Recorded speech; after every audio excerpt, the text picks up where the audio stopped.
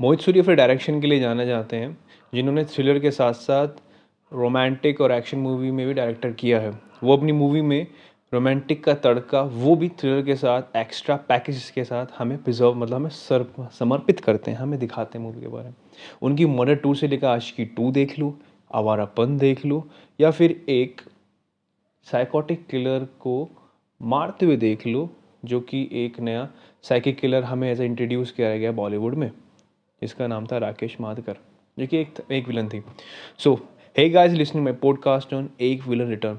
देखिए, मूवी से मुझे खास एक्सपेक्टेशन नहीं थी, पर फिर भी मूवी ने किन किन चीज़ों में मेरे को मतलब फील बुरा भी कराया और किन किन चीज़ों में उन्होंने अच्छा फील कराया, वो मैं बात करना चाहूँगा। खैर, मूवी हमें 2014 के बाद 8 साल का गैप दिखाती है कि 8 साल के बाद फिर दोबारा मुंबई शहर में मतलब लड़कियों की हत्या होनी स्टार्ट हो जाती है बड़ी अनयूजुअल वे में, और कोई सबूत बचता नहीं है। कैसे नहीं बचता वो दिखाया गया है। मूवी के स्टार्टिंग में हमें के गणेश्वर दिखाए जाते हैं, जो कि एक साइकेट्रिस्ट है, और वो राकेश माथुर का केस समझ रहे होते हैं। पुलिस की एक मतलब एक ऑफिशियली सेरेमनी होती है, उसमें वो समझा रहे होते हैं कि क्या क्या रीज़न रह सकते हैं इन किलर को साइकिक किलर बनने में, मतलब सीरियल किलर बनने में। वो उनके पीछे वो छुपा हुआ एंगर हो सकता है, या फिर उनके पीछे जो कोई पास्ट का इश्यू हो सकता है। वो इस बारे में सोचते हैं, उन पर डिस्कस करते हैं। हमें मूवी में आगे दिखाया जाता है भैरव। भैरव एक कैब ड्राइवर था, और अपने हाफ टाइम में वो एज अ जू कीपर था, जो कि खाना देता था शेर को, बाघ, जो भी बस शेर वहाँ के थे। वो अपने भाई के साथ रहता था, जिसकी आई थिंक जो मतलब उसकी भाभी थी वो गुजर चुकी थी, और एक छोटा बच्चा था। इस बीच भैरव को एक लड़की से प्यार होता है, जिसका नाम रसिका था, और वो पास के मॉल में ही काम करती है।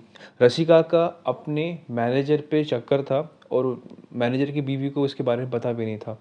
And she also like it, क्योंकि वो उसका फ़ायदा उठाती थी, मतलब पैसे के तौर पे और स्टेटस के तौर पे। भैरव उसको लाइक करता था, पर एक तरफा प्यार था। ये एक तरफा प्यार कब उसके लिए हानिकारक बनता है वो उसको पता नहीं चलता। मूवी में हमें आगे दिखाया भी जाता है कि किस तरह वो उसको मारता है, क्या रीज़न था।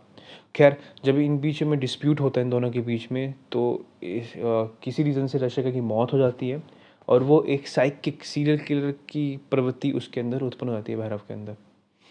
हमें आगे दिखाया जाता है कि मूवी में हमें आरवी, जो कि एक इंस्पायरिंग सिंगर है, जो कि अपने इस दौर में अपने आप को बड़ा कर रही है, अपने आप को एक स्टेज पे लाने की कोशिश कर रही है, संघर्ष कर रही है। उसकी मुलाकात गौतम मेहरा से होती है, जो कि एक बिगड़े बाप का अमीर बेटा है, जो कि एक ही फ़िलॉसफ़ी अपनी लाइफ में चलाता है कि हारना मंज़ूर नहीं है, मौत मंज़ूर है। मतलब एक बड़ा ही टिपिकली बॉलीवुड डायलॉग होता है जो उसको फॉलो करता रहता है, और वो इस पे अमल भी रहता है, देखा जाए तो। ये मेटाफर अच्छा लगा मेरे को कि डायरेक्टर ने उस चीज़ को वहीं सामने रखा और बड़ा अच्छी तरह चला। गौतम मेहरा अपने फितरत से बाज नहीं आता। वो आरवी की मदद भी करता है, वो उसे क्लोज़ आता है, और आरवी भी उसे काफ़ी क्लोज़ आती है। आरवी उसके लिए फीलिंग पैदा करती है, पर वो उसको मतलब गौतम को जानती नहीं है कि क्या पता नहीं वो एक तरफ़ा प्यार हो सकता है। और इस बीच गौतम उसका फ़ायदा उठाता है, वो उसको चीट करता है, और अ, पूरी मीडिया में उसकी कंट्रोवर्सी क्रिएट करता है, जिससे आरवी गौतम से बचती है अब इस टाइम पे। खैर, आरवी उसको माफ़ कर देती है, और गौतम भी आगे अपनी लाइफ में बढ़ चुका होता है। इस बीच इन दिन के बीच में काफ़ी कुछ एक रीज़न्स, मतलब किसी एक पार्टी में इनकी लड़ाई हो जाती है आपस में, मतलब सॉरी, गौतम की लड़ाई होती है, और आरवी उसको बचा लेती है।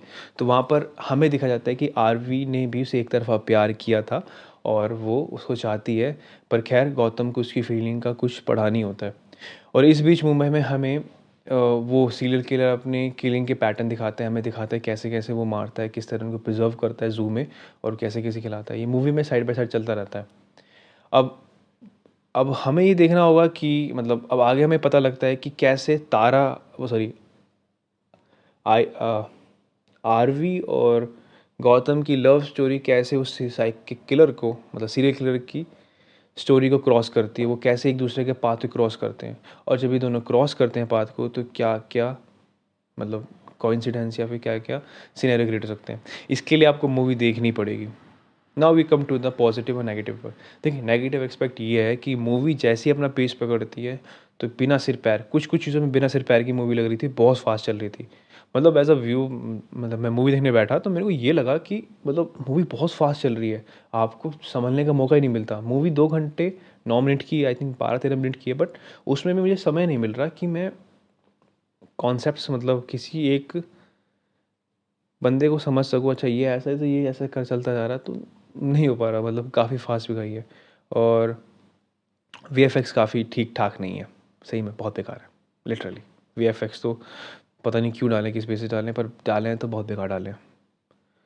स्टोरी भी ठीक ठाक है, स्टोरी के बारे में तो मैं बताना चाहता हूँ। और मतलब एक साइकिक सीरियल किलर का जो सबसे बड़ा स्ट्रॉन्ग पॉइंट होता है वो है टाइम, और एक ऐसा इवेंट हो जाना जो कि उसके पास्ट को इफ़ेक्ट कर सके। मुझे पास्ट का इवेंट अच्छा खासा लगा, बट वो इतना इम्पैक्टफुल नहीं रहा जो कि हो सकता था।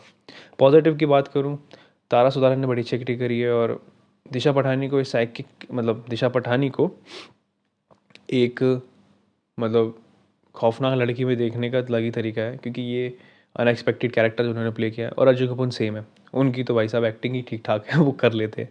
मैं उनके खिलाफ नहीं बोल रहा हूँ, बट एज ए एक्टिंग हाँ, he do a decent work and I appreciate it.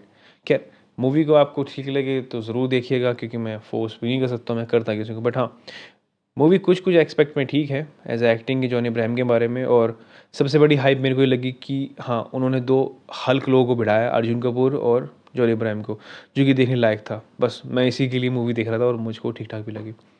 और ये आने वाले टाइम में मोहित सूरी एंड मूवी के पार्ट में मतलब एंड पार्ट में हमें एक क्रेडिट सीन भी दिखाते हैं, जो कि हो सकता है आने वाले टाइम में यूनिवर्स बन सके, विलन यूनिवर्स। सो क्या, thank you so much, just watch it, और नेटफ्लिक्स पे देख लेगा। Thank you so much.